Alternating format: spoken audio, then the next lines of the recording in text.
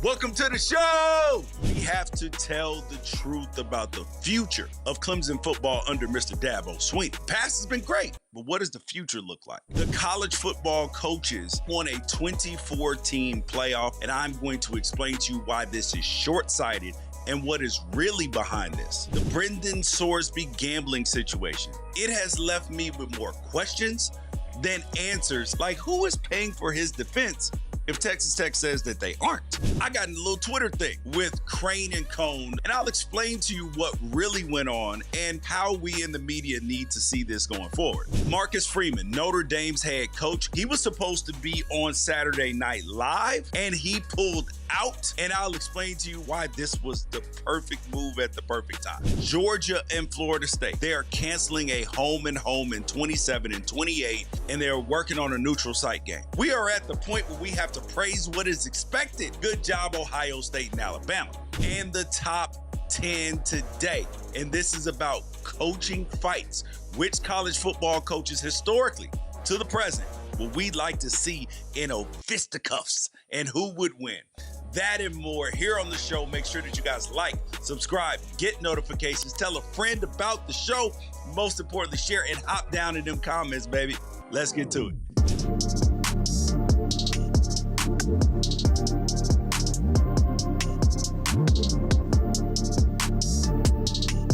We got a lot of things to talk about. We are going to start with the best thing that I saw today. This is actually proper football etiquette for how you were supposed to handle a situation. This man had to be a linebacker. He had to be a lineman. And then here comes a guy, out of nowhere. And he lays him down, bro, with the shoulder. He's minding his own business. Dude comes out of nowhere. Jakob, who lays him down. Good job, man. Now let's get to the news. The college football coaches at the convention, they decided that they are in favor of a 24-team playoff. They voted last week to recommend that college leaders that they implement a playoff with the, quote, maximum number of participants and discontinue conference championship games, preserve the Army-Navy games exclusive window, but hold other games on that day, and then end the playoff by the second week of January. So on its face, you're like, this is what college football coaches want. This is so short-sighted. The reason why they want this, number one, is job security. They foolishly believe that getting a 24-team playoff, that will ease all the donors, boosters, and fans off their back, because everybody's like, you gotta make the playoff, you gotta make the playoff, you gotta make the playoff. And 12 teams are like, see, look, we would get in at 24. The part that is short-sighted is that, yes, for this group of coaches, it might buy them an additional year or two. But then the goalpost is going to move 100%.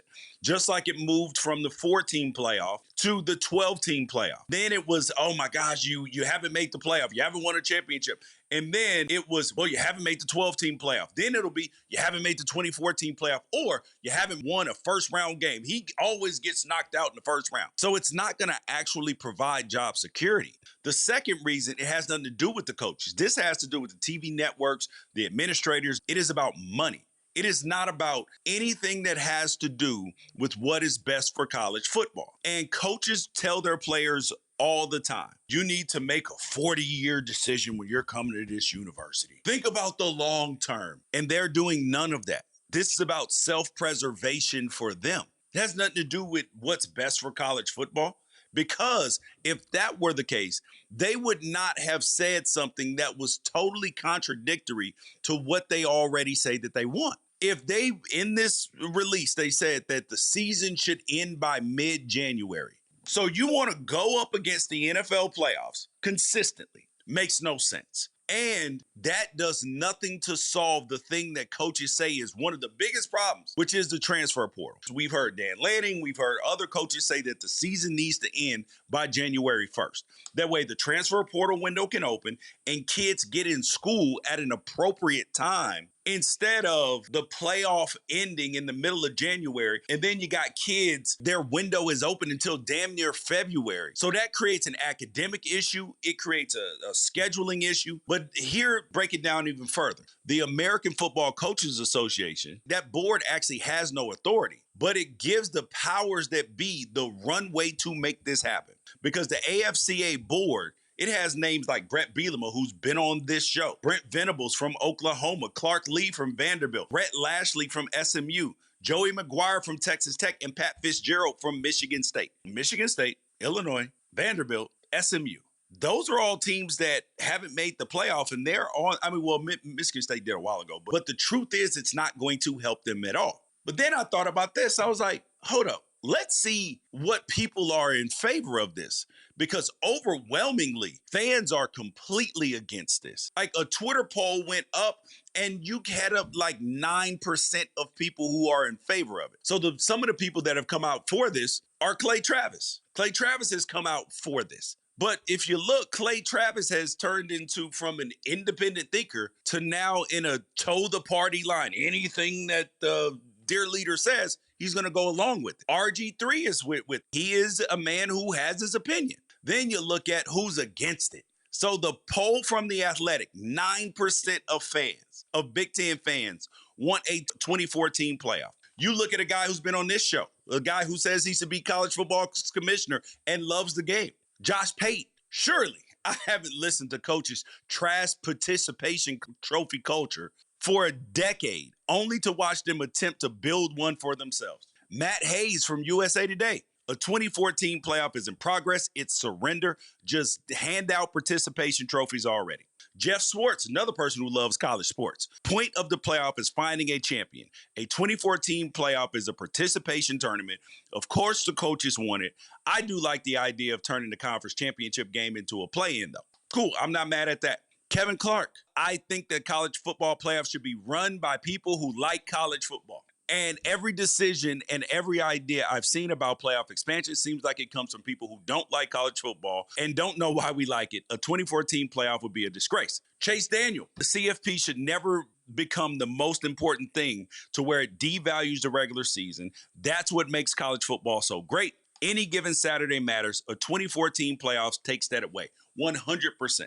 Last one I will give you. You need to go read this article by Zach Barnett of Football Scoop, because he wrote a column called No Risk, Only Upside, Why I've Come Around on the College Football Playoff Expansion. It was a bait and switch, but here's a line from the column. Some people are worried about that expanding the playoffs to 24 would water down the unique urgency of the college football regular season. Those people are morons. The stakes of watching a 9-2 team battle to make the 12-team field and a 7-4 team try to be the last team in a 24-team field are exactly the same. Fans won't notice the difference. Think of how many teams can stay in the race if you stopped foolishly restricting championship access to only the best teams. The college football public wants a 5-4 Nebraska involved in the playoff hunt for as long as possible. Think about last year.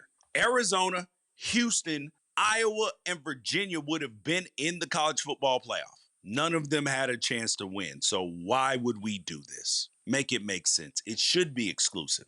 And this goes into the next point of the news, is that we are at the point where we have to praise what is expected in college football. So great job, Alabama. Great job, Ohio State, for not canceling the games in 2027 and 2028 that you have on the books. But bad job, Florida and Georgia. Florida and Georgia have canceled a home-and-home series in 2027 and 2028, and they are working on a neutral site game. For the love of God, what are we doing? I hate this with every fiber of my body. Fans want and deserve more good games, not less. And where do they really want those games? On campus. On campus. In front of the student sections. In front of a crowd that makes it ruckus. It is hard to win at somebody else's house, and then they come to yours the next year. This is how rivalries are built, but we want to put up these neutral site games that are nothing burgers. This is awful. I hate it, and it stinks. You guys hop in the comments and tell me what you think about this. Next thing up, Texas Tech quarterback Brendan Sorsby. We know about his gambling struggles. He's in rehab right now, getting treatment. News keeps trickling out about how many bets he was placing, whether he placed bets not only on games at Indiana, what happened at Cincinnati, everything else. But it was left with more questions because now Brendan Sorsby has retained Jeffrey Kessler to represent him. So what they're going to try to do is get to court and then get an injunction. So then this has to play out later in court. So then he'll get a chance to play the season. But then this gave me more questions because Texas Tech said that they're not advocating for this and they're not paying for this. So then that got me to thinking, who is paying for Brendan Sorsby's lawyers? Did he get jammed up in this situation by the betting companies because he was winning too much? So the first thing is that his lawyer, Jeffrey Kessler, Michael McCann of McCann's Sports Law says that this dude is the Michael Jordan of sports litigators. USA Today named Kessler one of the 25 most powerful people in college sports. This 72-year-old lawyer was part of the House versus the NCAA settlement that led to the revenue sharing with athletes. And as the lead attorney, he was able to get $2.8 billion in damages from the NCAA and FBS conferences, plus the revenue sharing deal. And then this ruling put schools like Cincinnati on the hook for $20.5 million per season to share with student athletes. He also represented Tom Brady when the NFL tried to come after the Patriots for deflating footballs. And he's a big reason why Texas Tech is on the way to becoming a billionaire-backed powerhouse. This fight for his eligibility could lead to the Red Raiders this year being completely independent of them. And do we really believe that Texas Tech is not in some kind of way funding this with their $40 million roster that they don't want to go to trash or possibly not be able to win a national championship with a potential first-round NFL pick at quarterback? He only made $875,000 at Cincinnati. He had to pay taxes on it. And this is a very expensive case. And if he don't have the money to pay Cincinnati, or is just refusing to, and remember, he's gambling and all that stuff too, how is Jeffrey Kessler getting paid? Is this a no fee unless I win scenario? I don't know if he works like that because there's going to be some compensation even if Sorsby loses this case on account of the NFL supplemental draft being an option.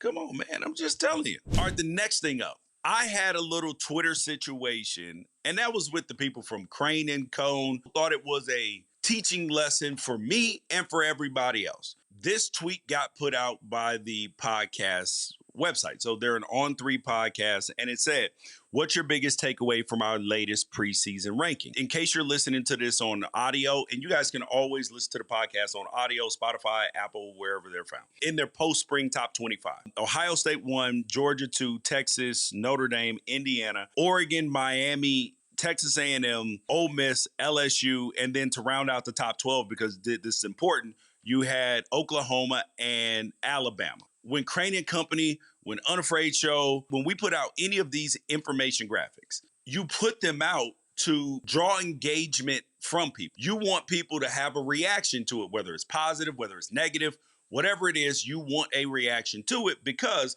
the algorithm likes it. That's the whole point of putting it out, is to get a reaction. And now they did quote tweet that on top of their college football preseason top 25 show, who's number one, sneakiest playoff contender. So that's what the tweet compiled. I replied to said tweet, okay? With this, I say 7 SEC teams in the top 12 is a choice. It's hard for people in SEC country to believe the Big Ten's depth is comparable, but it is, and probably better coached overall. Notre Dame and Oregon behind Georgia and Texas is wild. I've never seen the entire media want a kid to be as good as much as Arch. So to me, when I typed this was not even about Craine and Company as much outside of the 7 teams in the top 12 as a choice, because everybody's putting out their top 25 right now, so no big deal. Then I said, it's hard for people in SEC country. This was not specifically about Craine and Cone. It was not. This was about all the other polls that I've seen, and then really about where the Big Ten is compared to the SEC right now. It's the better conference. And then Notre Dame and Oregon behind UGA and Texas is wild. Okay, cool. It's an opinion. Who cares? And then I've never seen the entire media want a kid to be as good as much as Arch. I've said this, and I've talked about Arch Manning extensively because I believe the kid is supremely talented. I also, at the same time, I believe while he is supremely talented, they wanted him to be great last year. And he might go to the NFL and be the greatest quarterback of all time. But for right now, he's a developmental player. Like this is his 4th year in college. And he was inconsistent last year. So, but everybody, again, he's going to win the Heisman Trophy. It's because of his last name. We're overvaluing this a little bit, okay? So then I'm thinking that this is in the clear. This is just a tweet. No big deal, right? Well, turned out it was a big deal, I guess, because this is the reply that I got back from Blaine Craine. He said, I had Indiana at number 1 and Notre Dame at number 2. Watch the show before you jump to conclusions about everything in it. So to me, this, and mind you, I could be wrong. I'm open to being wrong. This felt like a hit dog was hollering, that he felt like this was about him and that he disagreed and I was trying to attack their show. And I promise you, that was not my intent, because I look at these things like we are all content creators. Whether you're a content creator or you're a fan, we all have opinions. I thought that was a bad one. And when it comes out from the show profile, I don't feel like I should have to watch the whole show to react to it. And now, so you're wondering, what was my reply to that? Well, you guys hop in the comments and you tell me if you thought that my reply was appropriate, because I thought it was A-okay. I said, I was commenting on the rankings graphic. You guys put them out as I do for fans to promote and react to the show. So it's unfair to ask people to watch the entire episode, watch the episode before reacting to a graphic. I'm recording my post spring this week, so I intentionally don't watch other people's stuff until I record it, so my stuff is original. My comment about the SEC fans and Arch wasn't about you, David or Jake specifically. It was a general comment about some of the post top 25 springs that I've seen and the Arch talk. I think y'all do a great show, so there was no personal attack. We're talking college football. The banter and disagreement is fun. I can have a strong reaction and opinion to a graphic while still thinking the show is good. Side note, Indiana at number 1 is outrageous too, unless you typically assume the champ is the champ until they get knocked out. The thing that I have always said, and I promised you guys as well, was that I will never grift on this show. I will always be honest. I will always be straightforward with you guys and always talk to you guys about how I feel about everything and be honest about it. And I don't choose to beef with people. And I thought that this was a misunderstanding. And I'm actually going to reach out to him in the DMs because he followed me back.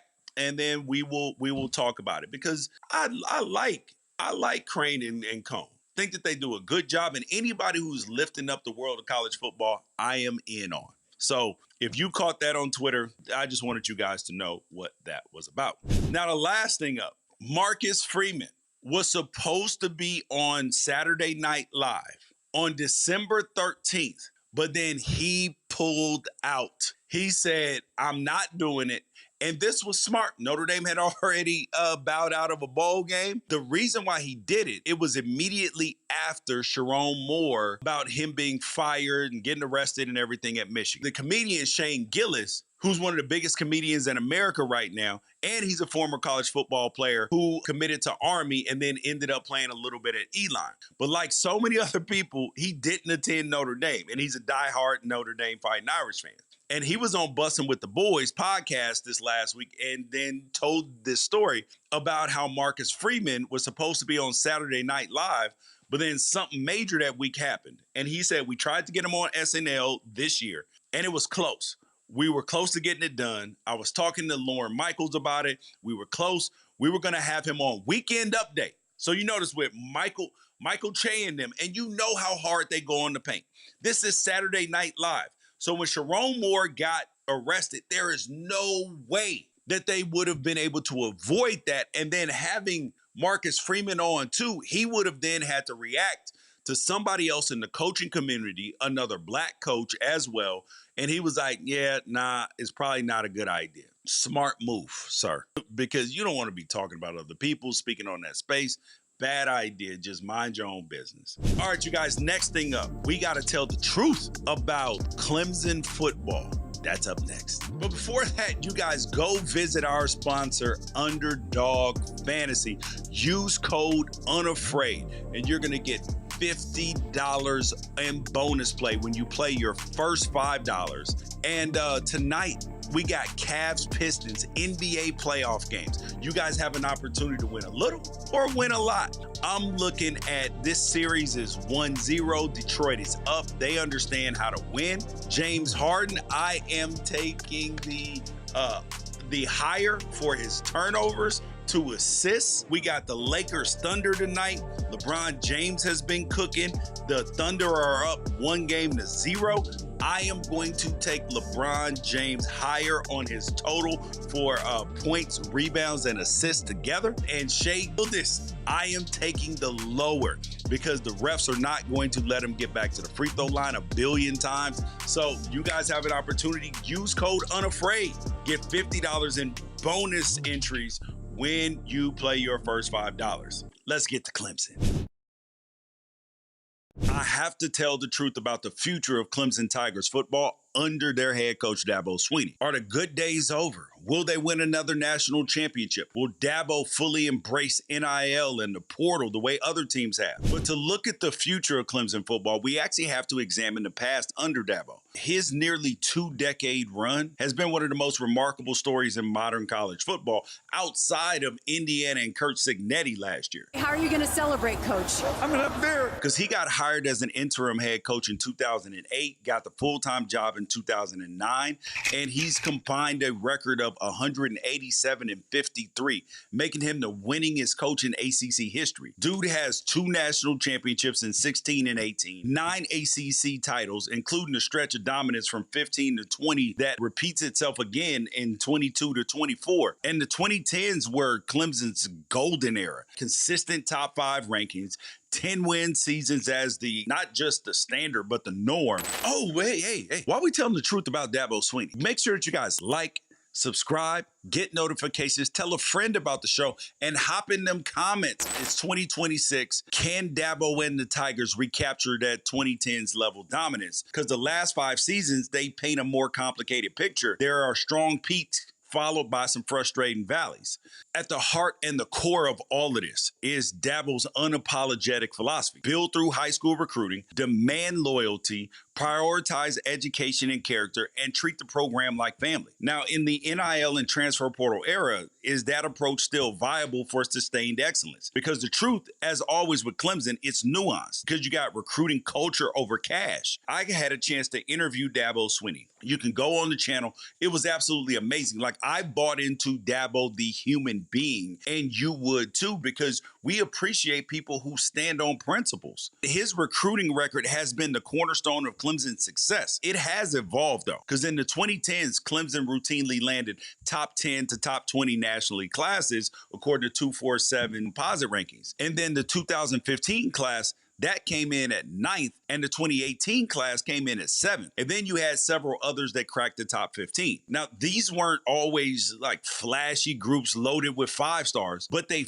fit Dabo Swinney's mold. High character kids who bought into the Clemson family and then developed into NFL talent. Deshaun Watson, Trevor Lawrence, the former Travis Etienne, now known as Trevor Etienne. It emerged from classes that emphasize fit over pure star power. Even as college football has shifted, Clemson has avoided the heavy reliance on the transfer portal that's become commonplace elsewhere. And Swinney has long preached quality over quantity and retention first model, and developing players on campus rather than constant roster turnover. Because high school recruiting remains the lifeblood, not just at Clemson, but all places around the country that want to have success. The Tigers have signed multiple 5-star prospects in recent cycles who chose Clemson for the culture. And there's a lot of people who question whether Dabo Swinney would even use the portal at all. Well, listen, watch for yourself and see what he says about the portal. We're not against the portal. We've used the portal 3 out of 4 years. Yeah. Nobody wants to talk about that. We've used it it's a great tool. It's a great tool. If I left today and took a job somewhere, half the team would leave. Yeah.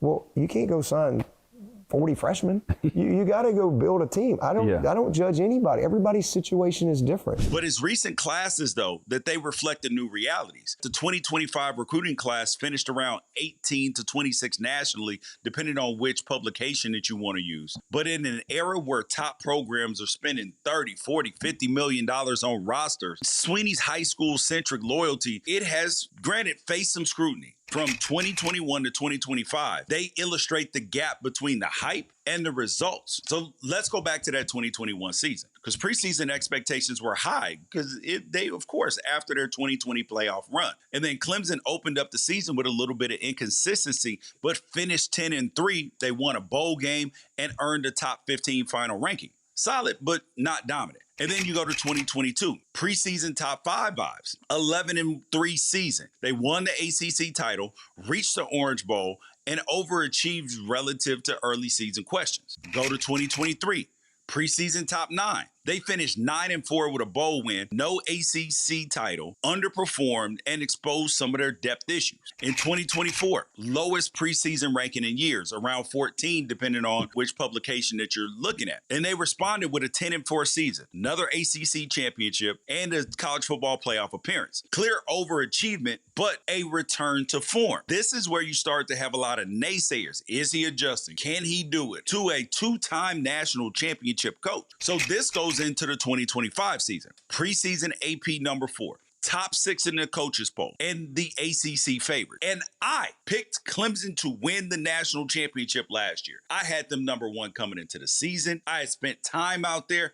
I believed that everything was in line. But the season crashed to a 7-6 record, which honestly I thought was one of his best coaching jobs because it salvaged their season, which could have gone downhill, and his team still played hard until the end, including into the bowl game, which most coaches cannot do. But then you still did finish 7-6, which is the second worst record of his entire tenure. Missed the playoff, finished outside of the top 25, and then you lost key games early before that late rally. Major underperformance despite a whole lot of returning production and first-round picks last year. Overall, throughout his entire tenure, Clemson has been a 9-11 win team in the regular season. The fan and recruit appeal is still there because many top prospects, they still want that family experience. And Swinney's emphasis on education resonates with parents and high-character kids tired of the constant roster chaos. Now, take that along with the other cons. Rewards are being reaped by aggressive spending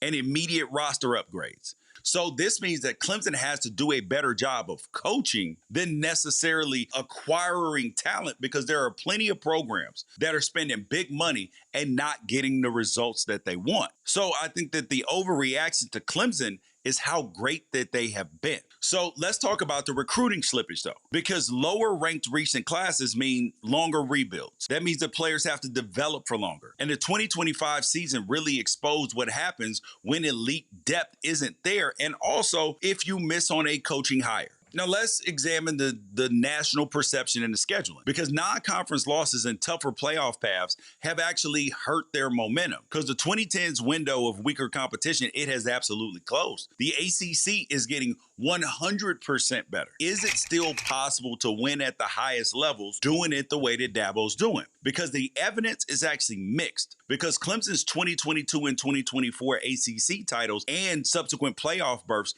that they showed that a culture-first approach can still deliver conference supremacy and occasionally deep playoff runs. Now, recruits in recent cycles have praised the program's retention-first model and refusal to compromise values, because development timelines, they might be slower, but the payoff is sustainable rosters and fewer off-field issues. And I have argued for years in every single sport that fans, yes, they want titles, they want national championships, they want all of those things. But the thing that they want more than anything is a program that they can be proud of, that's going to be competitive every week, put together a dynamic roster, and that they can be excited about. Clemson fans are one of the few places where at this point in time where you're going to have a ton of four-year players that the fans can remain attached to, that at other programs they're complaining about. However, though, that 2025 season at 7-6 is unacceptable. And then the recruiting dips that they actually suggest that there are potential limits on this 2026 season. And in a 12-team playoff era dominated by NIL, collectives, and portal activity,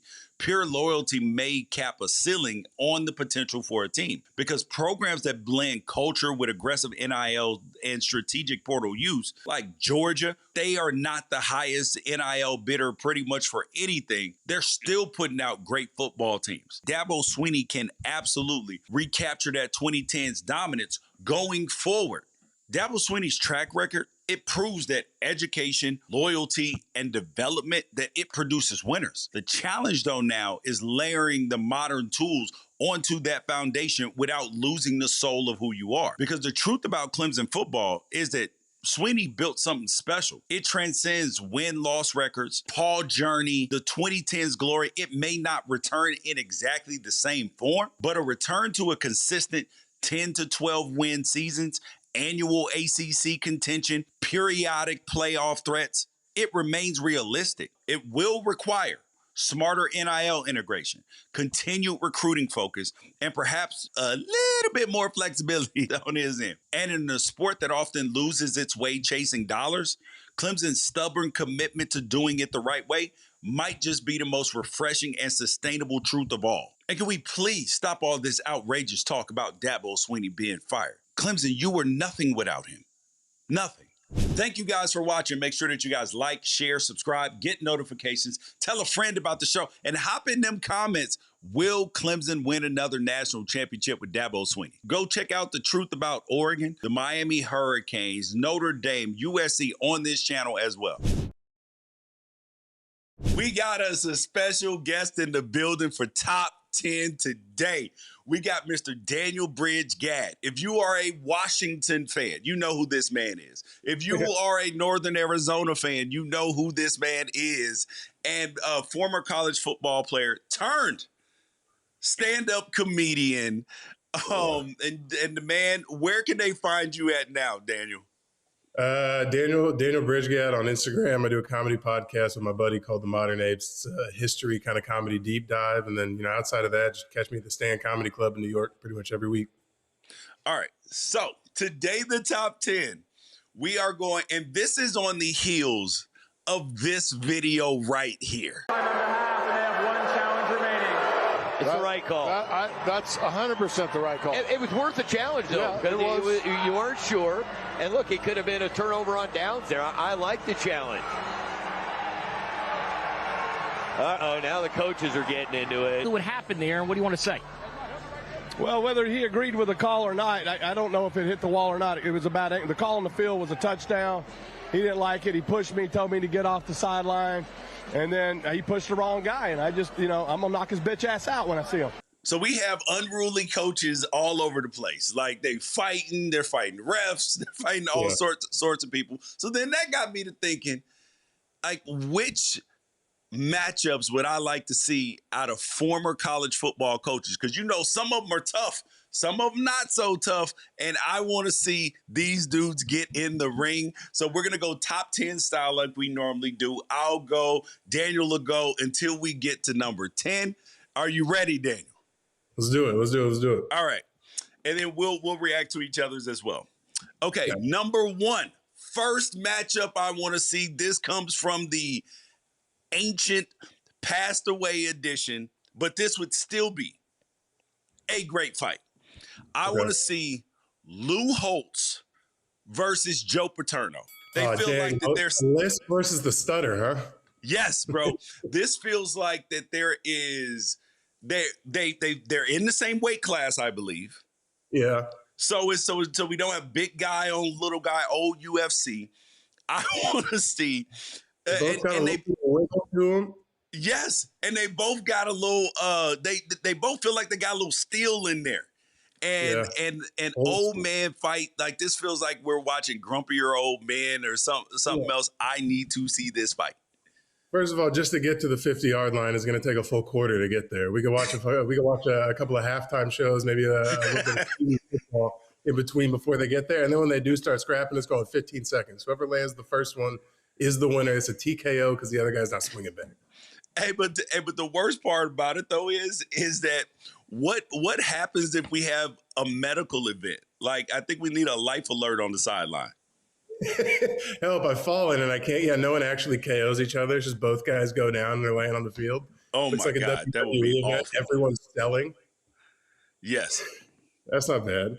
I have, if it's cool for me to go, I got kind of a split one. I don't know how you would call it. So I have one of your guys, Mario Cristobal, Okay. who coached at Oregon back in the day. And then I put him up against Coach Chris Petersen from Washington. Now, look, I understand that one has a size 28-inch waist. I do understand that. He's the scariest size 28-inch waist I think I've ever seen in my life. And that dude stretch it. We'd see him. I played at Washington. We'd see him. We come to the weight room, and he's working out, doing these crazy, like, incline. For being a 50-some-year-old man with gray hair and, shaggy all over, that dude is goalie limber. And I understand that Cristobal wrestled and did all this other stuff and likes to shuck Pat McAfee weekly on game day. But I'm taking Pete in a 3-round bout. What? Man, stop it. I'm taking Pete in a 3-round bout. You don't know till you know, and now you know. So, okay. So here's a little known fact that you might not have realized. Do you know who was the wide receiver coach at Oregon while I was there? It was him, right? It was Coach Pete. Yes. Yeah, Now, I do know that he's a lot tougher than he actually looks. However, I know Mario Cristobal well too, and I'm sorry, I cannot do that, sir. That would be unfair to Coach Pete. It would not represent him well. He was scrapped though. Cristobal's like 6'1". He's a 6'4", 6'5", big dude. Yeah, he's like 2'8", 270, and he works out every day. Yeah. I guess Pete's doing Pilates. Those are different. All right, I'll give you that one. Cristobal for the win. Yeah. Oh, so who do you think wins the Lou Holtz Paterno? Probably Paterno. Probably Paterno, Joe Pa, right? Yes. I think, yeah, because he's willing to go to any lengths to a win. He might have some brass knuckles in there. Right before he loses, he's really good about getting out right before stuff starts to hit the fan. If it's not going his way, he'll find a way to get out of it. Exactly. He's good at keeping secrets. Yeah. The next matchup I'm going to take. Now, this one goes back, okay?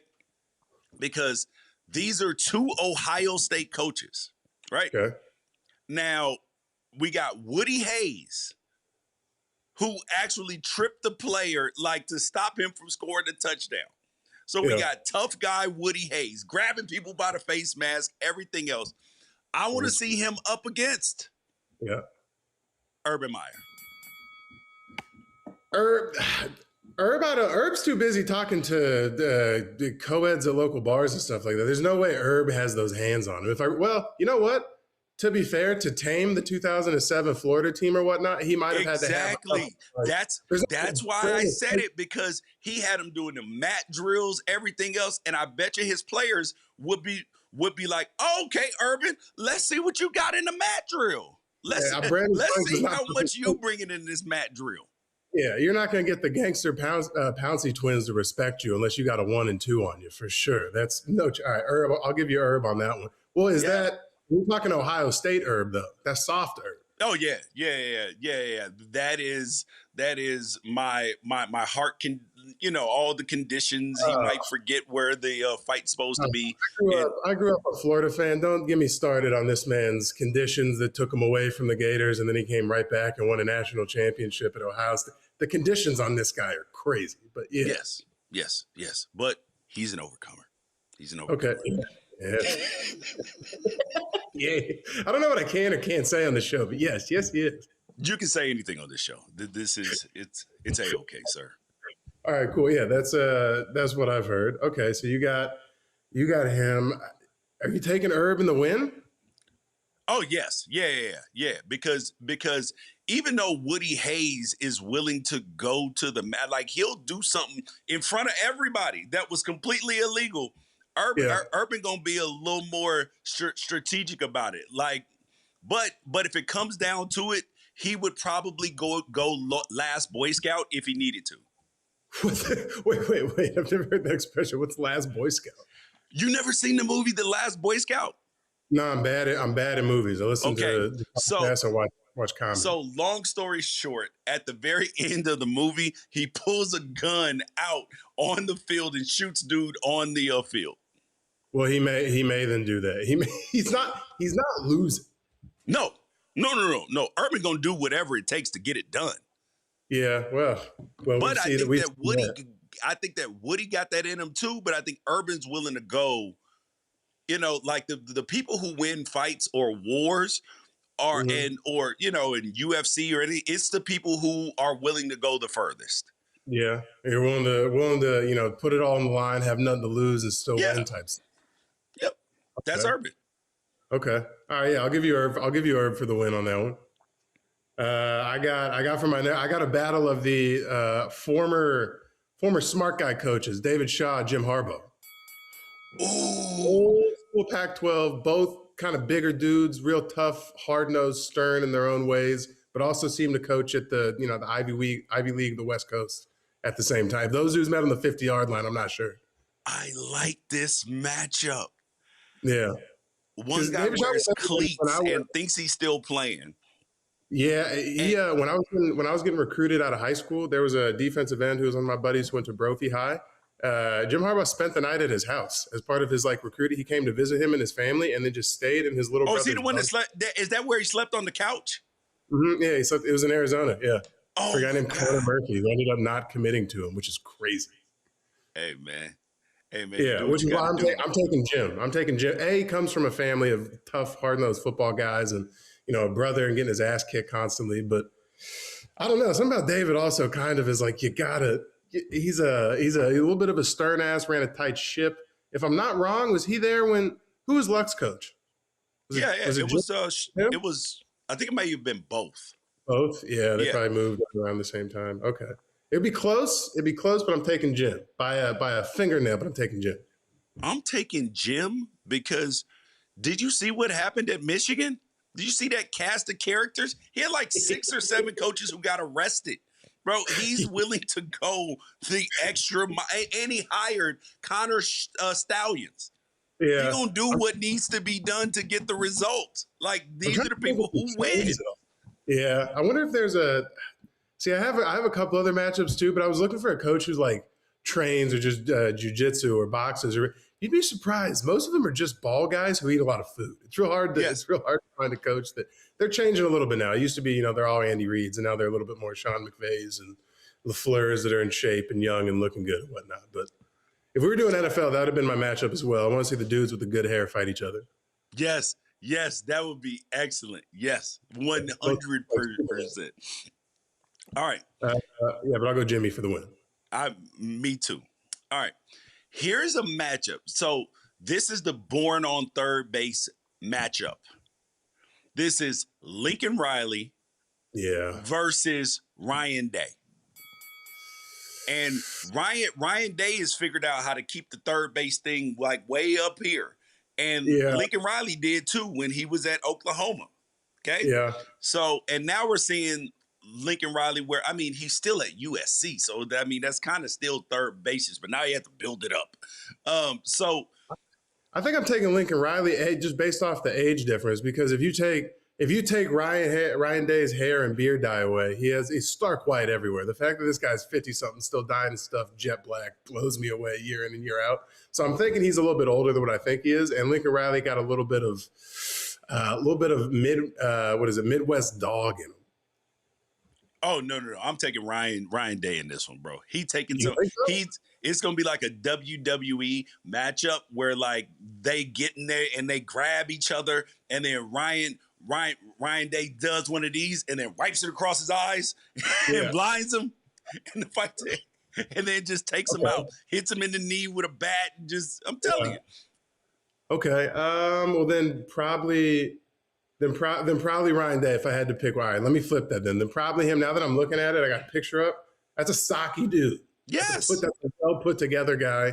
All right, never mind. I take that back. Yeah, I think he spends a little more time in the weight room.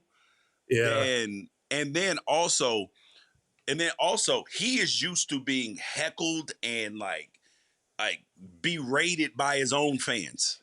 Even last year, year after he won the national championship, like he is like suffers immense like just journalistic and fan hate, right? Even from Ohio State fans, just because he won a national championship, lost to Michigan, so they're torn on him.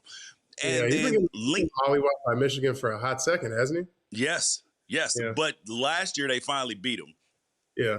And then you think about Lincoln Riley, he shuts people out of USC who don't speak highly and praise him all the time. He cuts their media access off. So this is why I think that Ryan Day would win the fight.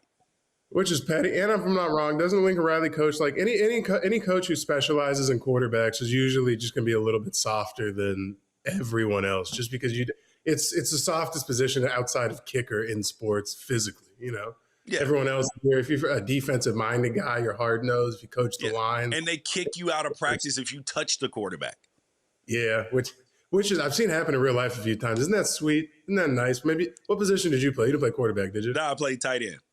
No, okay, so, but yeah, at least on offense, it's great. Anytime you get to see one of those defensive dudes get what's coming to them. So when I was in Jacksonville, okay, we had this dude who was undrafted. Yeah. And, you know, we're in mini camp and all of this. Oh, wait. Or either mini camp or early in training camp. And they had told him, stay off the quarterback. And he's like, I'm not getting my sacks, man. Like, bro, we don't even have pads on, bro. Like, chill. And then so he had already, and everybody else had been warned. Yeah. Do not touch the quarterback. If you touch the quarterback, it's not going to be pretty. So people had already got cussed out, everything. And then come the second practice, we're in pads. He touches Byron Leftwich's arm, like hits his arm, and Byron goes, oh. Can't do that. That's not the left one. You can't hit the left one. He goes, no. It's throwing arm. His throwing arm. He hit his throwing arm, and Byron like grabbed it like, oh. Yeah. Jack, stop practice. Get the F out. You're not coming back. Pack your shit. Get out. Cut him right there on the field. Oh, he got like not asked to not come back? Yes. Holy hell. That'll see, I never made it to that level. So it's like you couldn't really cut dudes. You know, you just kind of send them to the side in college. But in the NFL, that'll be your ass immediately. You're done. Yeah. Now, granted, had that been a starter, he would not have been cut. He would have just been cussed out. But a starter wouldn't do that either. Yeah. Because you're trying to win games if you're a starter. That's the face of the franchise. It's like, even if he's not great, it's like we're just trying to. That's the key to the car, you know. Yes, 100%. Okay. My next one I got. This is a very like time specific thing, and I don't even think the other one is coaching anymore. But it's from when I was I played ball in Arizona growing up. Todd Graham v. Mike Norvell is personal because Todd Graham never offered me a scholarship, and Mike Norvell watched me throw 3 separate times and was just like, you're not good enough. So I think it'd be fun because Todd Graham also coached with a Brittany mic on. He's one of the few coaches to just have like a little thing right here, one like little in-ear piece. Yes, and that was it. Yes, he does. Yeah, that was a weird choice. I never really understood that the whole Brittany mic thing because you could just get like a 1-ear normal over-the-ear thing, but he had the in-ear, the inner ear. He had to get it molded, his own personal IFB. Which was so like that was everything. You couldn't watch an Arizona State game without them doing a fluff piece on the customized, Brittany mic or whatever. So personally, I'd like to see him possibly win, just because losing to a guy with a Brittany mic would be hilarious. But the other guy also I have a slight vendetta with. So if I got to watch him kind of get what's coming after 10 years, I wouldn't mind it personally. Well, I mean, have you been watching Florida State lately? It's not going well over there. Huh? Because they have their quarterback, what's his name, Castellanos or whatever. That super athlete, that freak athlete they got. That kid is ridiculous. Yeah. It's just not going very well. No, they started hot though, didn't they? Last season, there was yeah. They beat Alabama, and then the floor fell out. Yeah, yeah. So I would see Todd Graham is a hard ass. Yeah, stern dog. Yeah, I remember asking who did I ask? I think it was Dan Lanning that I asked about who gives like the best ass chewing. Is it Kirby Smart or is it Nick Saban? He was like, no, it's Ty Graham. Really? Yes. I remember he scared the pants off me once. We were at like a passing league camp. Something I had to be like a junior in high school. Like it wasn't even a team affiliated camp. And he was just watching. And one of the coaches ended up like the high school coaches was like on the field not paying attention. Ended up tripping one of the players. It was like in the 7-on-7, and Todd Graham spilled his cookies on some poor high school coach from Basher. It was insane. No ties, no affiliation to this dude at all. Just popped his lid on the field. And I go, is this college football everywhere? When I show up somewhere, is this how it happens? And it's like, ish. Not everyone's like that, but ish. Yeah, exactly. All right, my final one. This is a principled matchup, okay? We're going Dabo Swinney, who works out. He's tough. He's all of these things, right? Like, love Dabo. And originally, I was going to put him versus Steve Spurrier, Mr. DGF. Like, he'll score 50 on you if he can. He'll beat you by 50. I thought that would be a good matchup. But then I thought about it. I was like, ooh, there's another current coach. He's a little bit older, but this dude can hold his own. I've been in the workout warrior. That is Kyle Whittingham, who's now at Michigan. Yeah, he was at Utah when I was there for the longest. I mean, he was there for everyone was there. He was there for 12 years or something. But yes, he was there for 20 years. This is his first season at Michigan. And you put him, his will, his steel against Dabo Swinney's will. Dabo Swinney, everybody in college football is going this way. He's like, nope, I'm still going this way. Like, unabashedly, like, I do not care. This is the way we go. So y'all can go over there. And then it seems like he's been right. Everybody ends up coming back toward him. Yeah. So I think that battle of wills, I think that would be a double knockout. They both end up dead after the fight. I think that they wrestle. Does he have a wrestling back? Yes. Both college football players. Dabo came from a terrible background, bro. Like addiction, abuse, family, like and trauma. Yes. Yeah.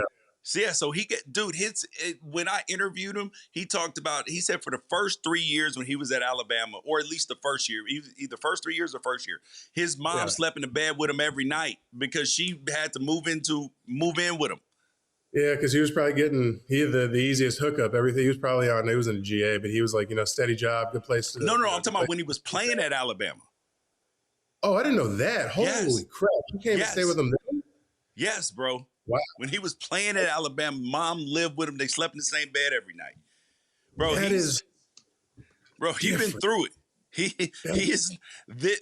So like one of them would die in the ring, and the other one would die like 2 days later because from injuries. Yes, from mortality wounds. Yes. Oh dang. Okay. Well, then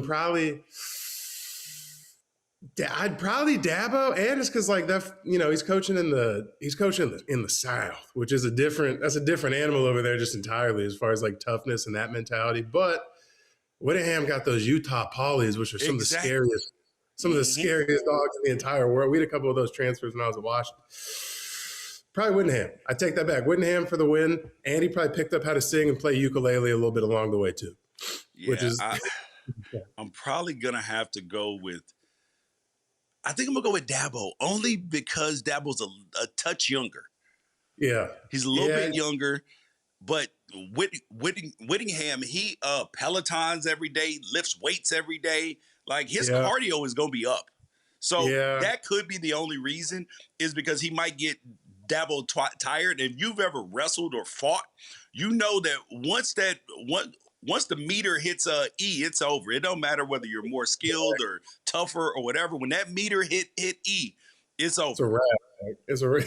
It's a wrap. Okay. Then probably would for sure. Yeah. Keeping the what once used to be the Pac-12. And I guess I'll was it Pac-10 when was it 10? Yeah, it was 10. It was 10 when I was playing. Yeah, 10 and then 12. Now I don't even know what the new plan is. Now it's just Wazoo. Well, it's still the Pac-12, but they got all the state schools in them. Fresno State, Utah State, all the states over in the West are part of the Pac-12 now. So is the Mountain West just? I mean, it was already lesser than, but is it just moving essentially at this point to like a? No. They're about equal because you still got UNLV and stuff in there. So it's be a good fight between the Mountain West and the Pac-12 right now. Like that's a fair fight. I gotcha. And then, I guess my last one. See, this sucks because these two dudes. I should have done Pete versus this guy, but the old Saban, new Saban. I think Cignetti's a monster as far as just everything he brings to the table football-wise, but also physically. I think he's like a relatively big dude. But both of them in their primes.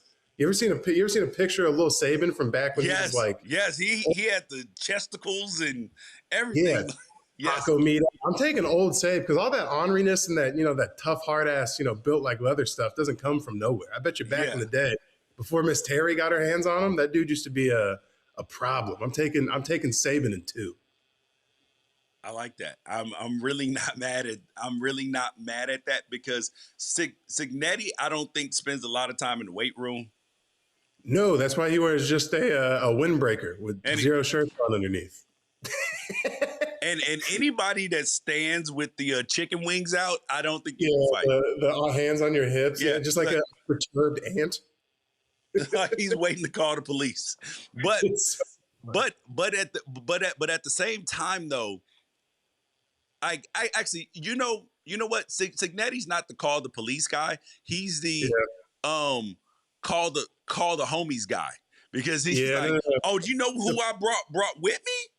Oh, I got these dogs with me. Too slow. I brought Leland, however, and Leland doesn't play. Yes, yeah, and all his dudes are like they got slashes across their face. They got where Saban's showing up with all dudes that look like Anthony Joshua. Like they all and Myles Garrett and Anthony Joshua coming, and Cignetti showing up with like freaking like strays who like have no home. Yeah, exactly. And they're like, we'll die for this. Which is, I think, how they won a national championship. They just got a bunch of strays and 25-year-old grown men, but a bunch of strays that came in and helped, contribute to that. Exactly. Well, you guys, that is the top 10. I'm George Wrighster. This is Daniel Bridge-Gadd. Make sure you guys go over to his IG, check out his stuff, check out his comedy. Daniel, man, thanks for coming on the show. Thank you, guys. I appreciate you for having me on, and I hope everyone enjoyed it. Yep.